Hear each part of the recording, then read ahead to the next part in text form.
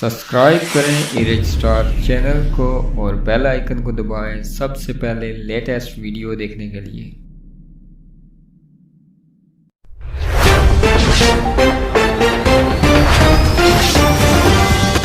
وفاقی حکومت کی جانب سے واضح کیا گیا ہے کہ پاکستان میں یوٹیوب کو بند نہیں کیا جا رہا۔ وزیر اعظم کے فوکل پرسن برائے ڈیجیٹل میڈیا ڈاکٹر ارسلان خالد کا کہنا ہے کہ پاکستان میں ہر گزرتے دن کے ساتھ ڈیجیٹل میڈیا انڈسٹری میں نکھار آ رہا ہے۔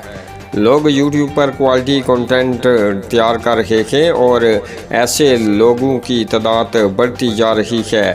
ڈیجیٹل پبلشر اور یوٹیوب کو روکنے کی نہیں بلکہ ان کی حوصلہ افزائی کی ضرورت ہے۔